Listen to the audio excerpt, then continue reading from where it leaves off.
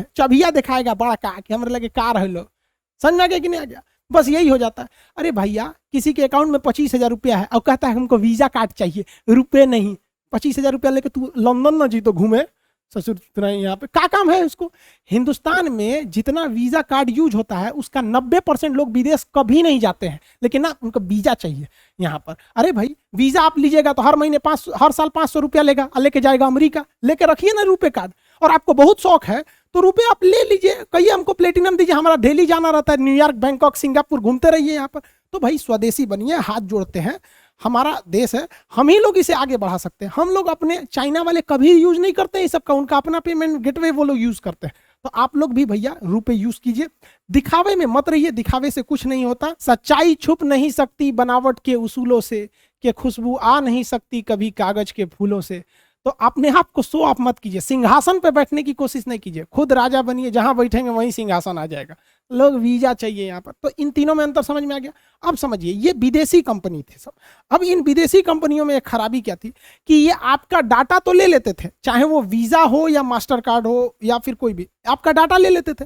अब ये data save कैसे करेंगे? जैसे हम लोग को कोई जानकारी सेव करना है, मेरा नाम, मोबाइल नंबर सेव करना है तो आप अपने मोबाइल में सेव कर लेते हैं, मेरा फोटो सेव करना है तो खींच के गैलरी में सेव कर लेते हैं। लेकिन बहुत ज्यादा चीज सेव करना है तो आप पेन ड्राइव में करते हैं, उससे भी बड़ा हो गया तो हार्ड ड्राइव में सेव करते हैं। और बहुत ज्यादा पूरी दुनिया का डाटा रखना है तो ऐसा ऐसा बहुत ज्यादा हार्ड ड्राइव को सेव करने के लिए डाटा हाउस बनाना पड़ता है, बहुत बड़ा, पूरी बिल्डिंग होती है ससुरा इतना बड़ा बड़ा, जिसमें ये हार्ड ड्राइव होता है, इसी में सबका डाटा होता है। अब मास्टर कार्ड क्या था, उसका ये डाटा वाला जो सेंटर था इस ससुरा इंडिया में था ही नहीं। अब भारत सरकार ने 6 अप्रैल 2019 को ही कह दिया था कि अब हम उसी कार्ड नेटवर्क, चाहे वो वीजा हो, रुपए तो इंडिया का ही है, या मास्टर कार्ड ही हो या कोई भी कार्ड हो, उसे भारत का डाटा भारत में ही रखना होगा, उसे डाटा सेंटर भारत बनाना होगा, विदेश नहीं ले जा सकते उस डाटा को। आप कहेंगे चला भी गया तो क्या होगा? हो जाएगा भाई। अब अगर डाटा वो अमेरिका में लेके चला गया तो अमेरिका की कंपनी को पता है कि फलनिया के अकाउंट में 2 लाख है और किसी के अकाउंट में 2 करोड़ है, वो कंपनी क्या करेगी? अमेरिका को बेच देगी। तो अमेरिका के प्रचार वाले क्या करेंगे? उस व्यक्ति को गूगल या व्हाट्सएप या फेसबुक या यूट्यूब के थ्रू 2 लाख वाले को कम सस्ता कार का प्रचार दिखाएंगे, हाई कार ले लीजिए, हाउ कार ले लीजिए, उसको पता है कि सस्ता वाला आदमी। और जिसके पास 2 करोड़ है उसको दिखाएगा ये ले लीजिए, ऑडी लीजिए, BMW लीजिए, मर्सिडीज लीजिए।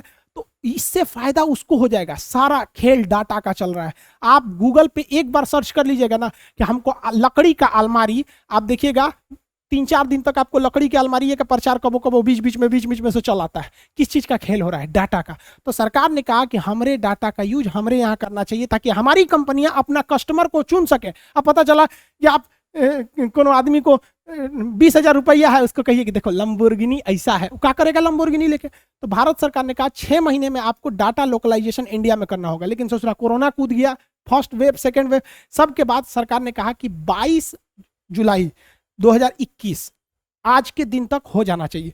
इस डेट तक में भी मास्टर कार्ड ने नहीं किया तो आरबीआई ने कह दिया कि मास्टर कार्ड अब नए कार्ड को इशू नहीं कर सकता है, जितना इशू कर लिया है उसमें कोई दिक्कत नहीं आएगी। मास्टर कार्ड ने भी कहा कि ठीक है भैया हम कर लेंगे।